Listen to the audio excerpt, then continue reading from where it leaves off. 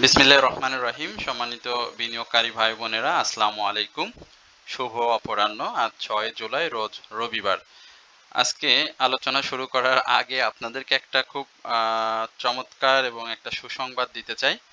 তো এই সুসংবাদটা অবশ্যই মার্কেটের আমরা যারা সাধারণ বিনিয়োগকারী রয়েছি আমাদের জন্য অনেক বড় একটা সুসংবাদ। তো সুসংবাদ দেওয়ার আগে অবশ্যই আমার এই আলোচনাটা শোনার আগে অবশ্যই আমার এই আলোচনাটা আপনাদেরকে শুরু থেকে শেষ পর্যন্ত শুনতে হবে।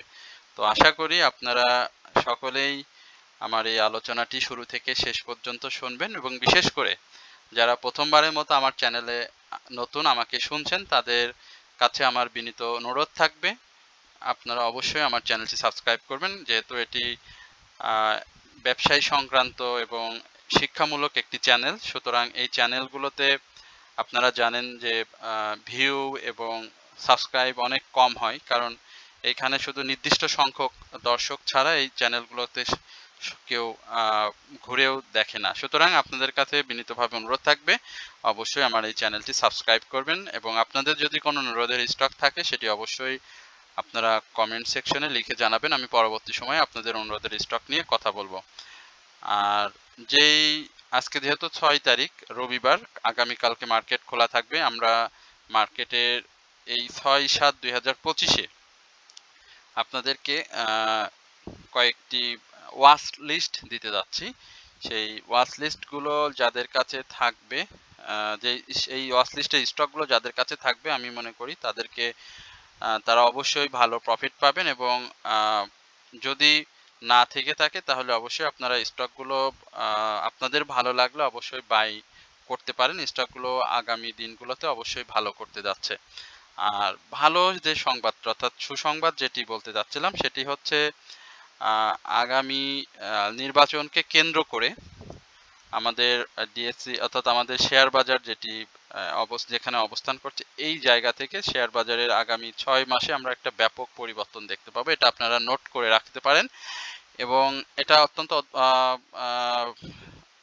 মানে স্পর্শকাতর জায়গা শেয়ার বাজার, বাট তারপরেও আমরা আপনাদেরকে এই জায়গাটাতে ইনশিওর করছি যে মার্কেট আগামী দিনগুলোতে অনেক ভালো একটি জায়গায় আমরা পেতে যাচ্ছি এবং যে স্টকগুলো খুব ছোট ছোট প্রাইজে রয়েছে, বিশেষ করে তার যে ফেস ভ্যালু নিচে রয়েছে এবং ফেস ভ্যালুর কাছাকাছি অবস্থানে বা ফেস ভ্যালু থেকে একটু উপরে রয়েছে, সেই স্টকগুলো আগামী সময় যে আসতেছে সেই সময় আমরা খুব ভালো মুভমেন্ট দেখতে পাবো এবং মার্কেটের টার্নওভার পর্যায়ক্রমে বৃদ্ধি পাবে।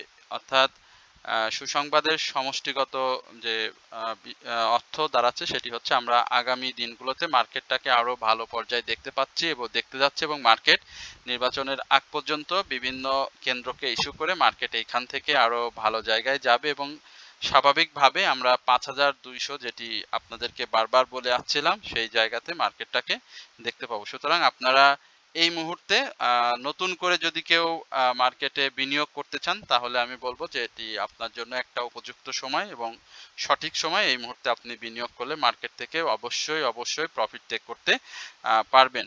আরেকটি কথা আপনাদেরকে জানিয়ে রাখি, অনেকেই আমাকে ইমেল করে স্টক সম্পর্কে জানতে চাচ্ছেন। আমি আপনাদেরকে একটি কথা বলবো, আমার যে হোয়াটসঅ্যাপের যে কমেন্ট সেকশনে যে নাম্বারটা রয়েছে এটি আমার হোয়াটসঅ্যাপ নাম্বার। আপনারা ওইখানে করলে আরও বেশি দ্রুত রেসপন্স পাবেন।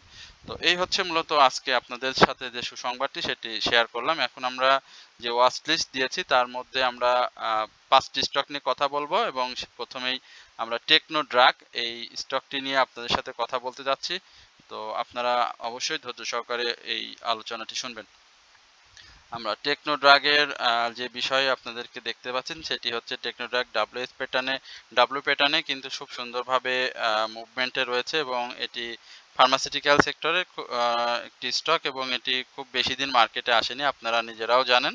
স্টকটি গত দিনের 29 টাকায় ক্লোজ করেছে এবং এটি পাবলিক হোল্ডিংদের শেয়ার সেটি কিন্তু খুব বেশি না, মাত্র ৪ কোটি শেয়ার। পি রেশিও বলি ন্যাপ বলি সব কিছুই চমৎকার। ক্যাশ ডিভিডেন্ড হিস্ট্রিটাও এই স্টকটির অনেক ভালো।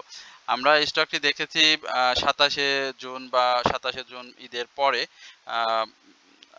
ঈদের আগে সরি, আমরা মার্কেটে যখন ২৭শে জুন যখন মার্কেট ওপেন হয়েছে আর কি, তো তখন কিন্তু সে ছোট ছোট মুভমেন্ট দিয়ে কিন্তু প্রাইস অ্যাকশনের চেষ্টা করেছে, 20 পয়সা 10 পয়সা এইভাবে কিন্তু ছোট ছোট মুভমেন্ট করে কিন্তু সে প্রাইস অ্যাকশনের চেষ্টা করছে। এবং এখন পর্যন্ত এই স্টকটি সব থেকে পজিটিভ দিক যেটি হচ্ছে সে তার ভলিউমটাকে ক্যারি করছে। এবং আপনারা যদি এই স্টকটি এই মুহূর্তে এন্ট্রি নিতে চান তাহলে আমি বলবো যে 29 টাকা 50 পয়সার উপরে যদি স্টকটি ক্লোজ দিতে পারে তাহলে কিন্তু আমরা খুব সহজে স্টকটি 33 টাকা থেকে 32 টাকা থেকে 35 টাকা এই জায়গাতে স্টকটিকে দেখবো, অর্থাৎ খুব অল্প সময়ে একটা ভালো প্রফিট আপনারা এই স্টকটিকে দেখতে পাবেন। সুতরাং যাদের কাছে রয়েছে তারা যদি 27 টাকা বা 27 টাকার আশেপাশে বাই করেন তারা হয়তো 29 টাকা 50-এর যে হাইটি ছিল 2 জুলাই সেখানে হয়তো প্রফিট টেক করেছেন, বাট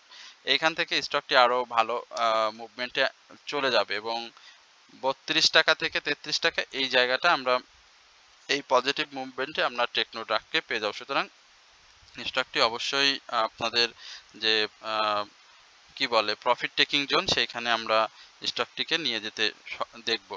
এরপরে আমরা আপনাদের যে অনুরোধের যে 5টি স্টক নিয়ে আমরা কথা বলবো, সেই স্টকের একটি স্টক ছিল গতকালকে EHL, সেটি আমরা আলোচনা করেছিলাম। তারপরেও আমরা আরেকটি স্টকের ওয়াচ লিস্ট আপনাদের সাথে শেয়ার করতে যাচ্ছি, সেটা হচ্ছে আনোয়ার গ্লোবালাইজিং।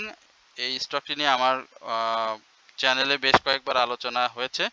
আমরা এই জায়গাতে আপনারা একটু যদি লক্ষ্য করেন যে আনোয়ার গ্লোবালাইজিং কিন্তু একটা মুভমেন্টের ছিল এবং 52 টাকা থেকে 62 টাকা এই জায়গাতে 65 টাকা এই জায়গাতে কিন্তু সে হাই করে ক্রিয়েট করেছে। এবং দেখেন যে এই যে বাজার পরিস্থিতি বর্তমান সময় সেখানেও কিন্তু সে তার ভলিউমটাকে ধরে রেখেছে এবং এই ভলিউমটা ধরে রেখে সে কিন্তু প্রাইস অ্যাকশন করার চেষ্টা করছে। বাট যেহেতু এই কি বলে আপনার মাসের শুরু, আমরা যেটি বলেছিলাম এর আগেও যে জুলাইয়ের প্রথমে আমরা মার্কেটের একটা মুভমেন্ট একই সঙ্গে প্রাইস অ্যাকশন দেখতে পাবো। সেখানে কিন্তু আনোয়ার গ্লোবালাইজিং কিন্তু প্রাইস অ্যাকশনের পরিবর্তে আমরা যদি জুলাইটাতে যদি খেয়াল করি তাহলে দেখবো সে কিন্তু কারেকশন জোনটাই বেশি করেছে।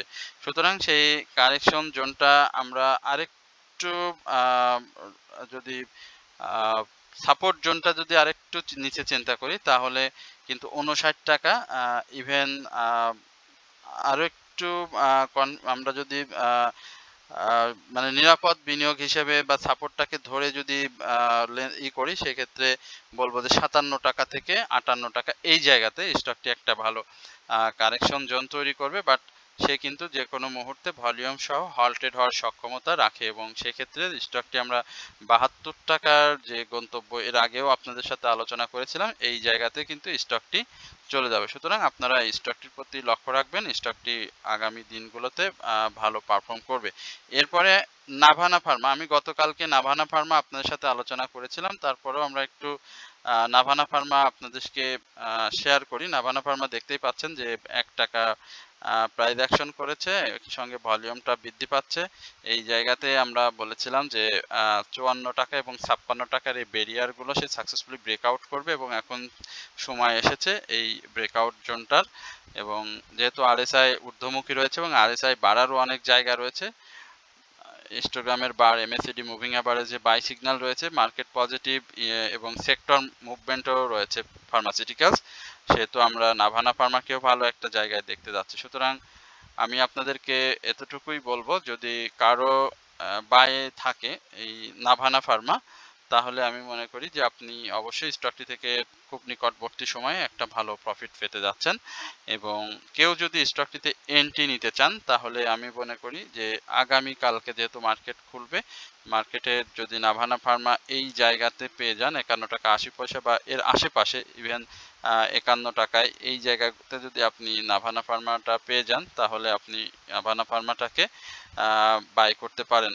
আর সাপোর্ট জোন যেটি আমরা বলি সেটা 50 টাকা 50 পয়সা বা 50 টাকার আশেপাশে এই জায়গাটাতে এখন পর্যন্ত নাভানা ফার্মার একটা ভালো সাপোর্ট রয়েছে। আমরা এর আগেও আমার কাছে, আচ্ছা আমি মৌখিকভাবে দু একটি স্টকের নাম বলতে চাই, বাট সেটা বলা উচিত হবে কিনা কারণ যেহেতু একটি সেনসিটিভ জায়গা, এই জায়গাগুলোতে আসলে মৌখিকভাবে কোনো কিছু না বলাটাই সবথেকে মনে হয় ভালো হবে। তারপরে আমরা আরেকটি স্টক আপনাদের সাথে শেয়ার করতে যাচ্ছি, সেটা হচ্ছে ইন্ট্রাকো।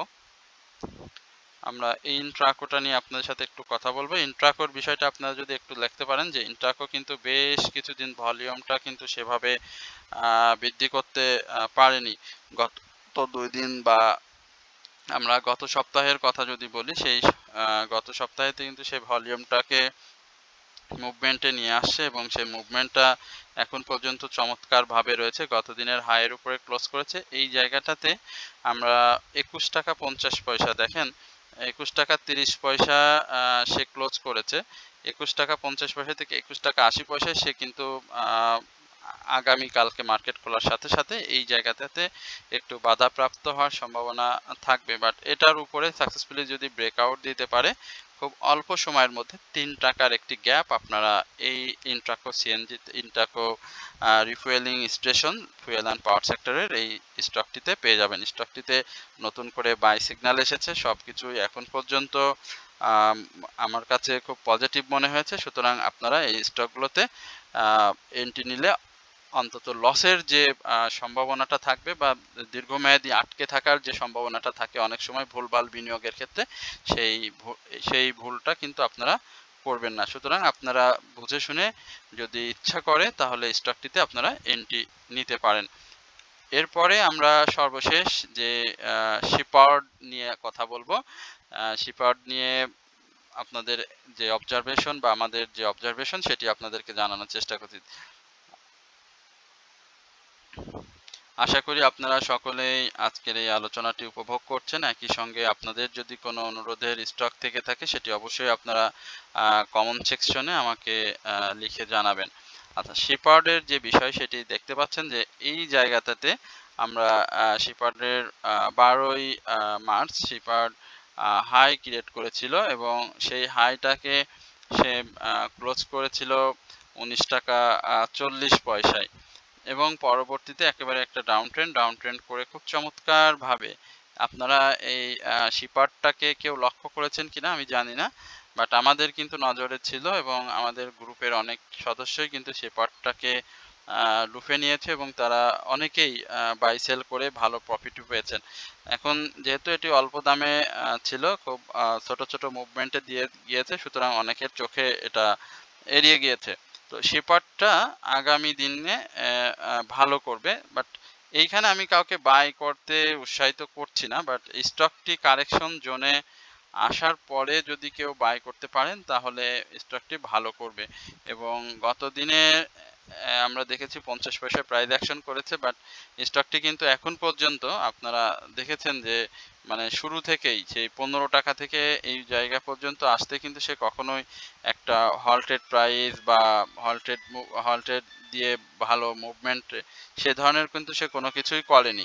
এই জায়গাটা একটা সুযোগ রয়েছে যে একটা হল্টেড হয়তো আমরা স্টকটিকে দেখব, যেহেতু স্টকটি ভলিউম ধরে রেখেছে এবং বাই সিগন্যালও রয়েছে, একই সঙ্গে তার ভলিউমও দিন দিন বৃদ্ধি পাচ্ছে। তার যে 52 সপ্তাহের যে হাই সেটি সে করেছে 19 টাকা 40 পয়সা এবং গত দিনে করেছে। তো এখন পর্যন্ত আমরা এই শিপারটাকে অবজার্ভ করছি। আপাতত ধরে নিচ্ছি 21 টাকা থেকে 22 টাকা 50 পয়সা এই জায়গাতে, বাট এটা অনেক রিস্কি হয়ে যাবে। সেই জন্য আমি বলছি যে আপনারা একটু অবজার্ভ করেন, অবজার্ভ করে তারপরে স্টকটিতে এন্ট্রি নেবেন। তো এই হচ্ছে মূলত আজকে আপনাদের সাথে 5টি স্টক নিয়ে সংক্ষিপ্ত পরিসরে আলোচনা। আশা করি আপনারা সকলেই ধৈর্য সহকারে এই জায়গাতে আলোচনাটি শুনেছেন এবং আশা করি আমরা আগামী কালকে একটি সুন্দর মার্কেট পেতে যাচ্ছি দীর্ঘদিন পরে। দীর্ঘ 3 দিন বন্ধ ছিল, আজকে মহরমের ছুটি ছিল। এটি আমার গত সপ্তাহের আলোচনায় বলা ভুল হয়েছে। আমি এটি মানে জানতাম ঠিকই, বাট বলবো সেই মেন্টালিটি বা সেই ধরনের মানসিকতা হয়তো ব্রেনটা সেভাবে কাজ করেনি। তো আপনারা সকলেই ভালো থাকবেন, সুস্থ থাকবেন এই প্রত্যাশায় আজকের আলোচনা এখানে শেষ করছি। আসসালামু আলাইকুম ওয়া রাহমাতুল্লাহি ওয়া বারাকাতুহু।